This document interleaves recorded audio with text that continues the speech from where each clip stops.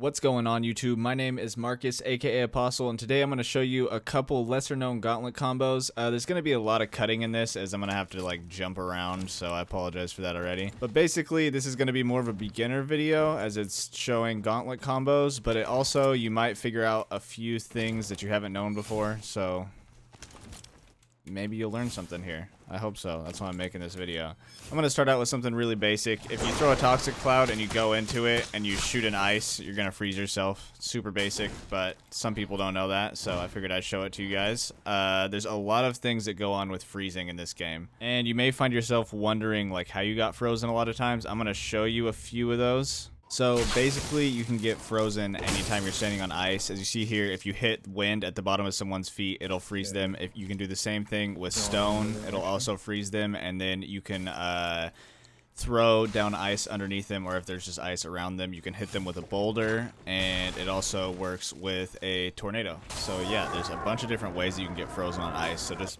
be careful when you're standing on ice, because like half the things in the game that hit you will freeze you.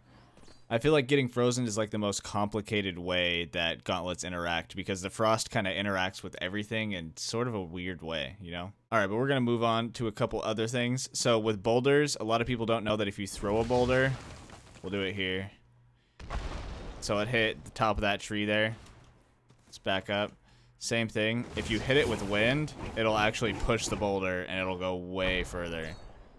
Like if you're way out of range, you see a fight taking place in the distance, you think you can just hit them with a quick boulder, maybe steal a kill or something, that's an easy way to do it. There's also something other than the boulder that you can redirect that I just found out about, and that is the toxic cloud before it hits the ground. So as you can see in this clip, this guy throws a toxic cloud, and you could watch my wind hit it, and it starts to like curve back like this and hit the ground. So apparently that's a thing. I just learned that recently.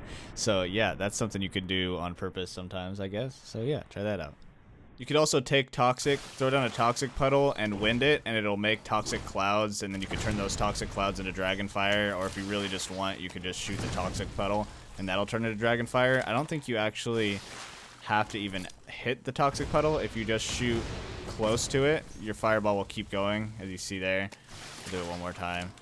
Your fireball will keep going if you shoot it low enough and still create the dragon fire. So that's pretty cool. If you see somebody about to walk into a toxic puddle, or they have like toxic puddles behind them, it's cool to set them on fire. So that way if they back up into them on accident, instead of the toxic puddle doing 4 damage, it's going to do 20. So it's pretty effective. Another way to create dragon fire is to actually throw up a firewall like this and just hit it with the toxic. It's actually a good way to protect yourself from a toxic user, as you can just, if they're pushing you, you can throw down a dragon firewall like this, or just a regular firewall, and then they can't shoot through it until they hit it with toxic their first time. And actually, just noticing it now, it never can go through this wall.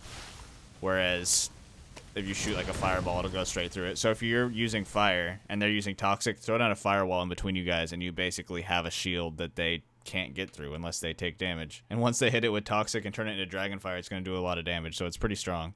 If you take ice and fire, it'll make steam, and you could actually refreeze that steam into a cloud, and if somebody's standing in that steam, you'll freeze them. So that's another way you could freeze somebody. There's like thousands of ways you can freeze people. There's a lot of unique things you can do, so keep an eye out for all these different ways that you can freeze people. Another thing you can do is you can throw down a toxic cloud with wind, and winding it will make it smaller, but if you notice, you can actually push the toxic cloud as well. So when you shoot through the toxic, it'll carry the toxic sorcery with it, and then where the wind hits will make another mini toxic cloud. So if you hit somebody with the wind through the toxic, it's going to do a couple toxic ticks on top of the wind damage. Another cool thing you could do with ice is, say you've got like a bunch of toxic around you, or you just killed somebody and there's toxic all over the loot. You can just go over here, shoot your ice close to the ground, and freeze the toxic, and you won't take damage from it. Shoot it with fire, it'll turn into dragon fire. There's all sorts of like little things, so just keep in mind that like everything that you do kind of interacts with everything else. So while you're messing around in like the pregame lobby, you can test out a bunch of stuff, and I'm sure I missed a couple things as I'm trying to keep this like more nuanced.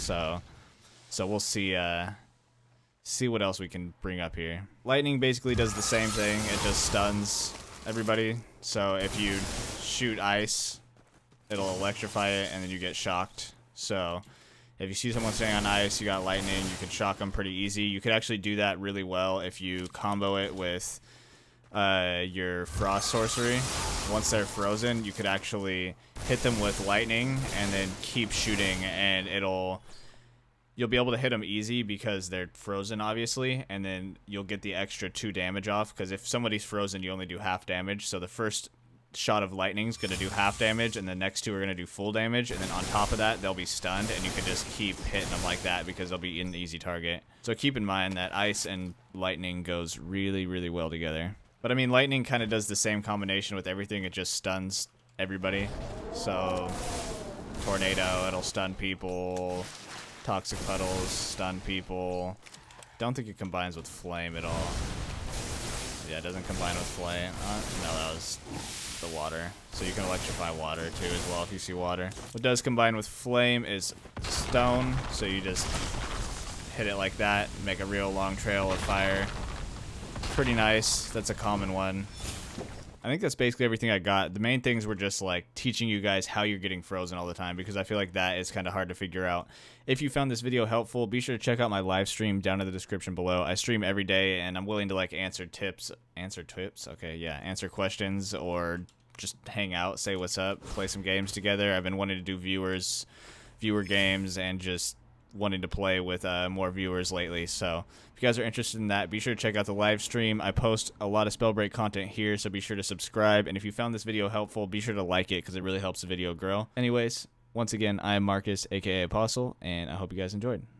Have a good one.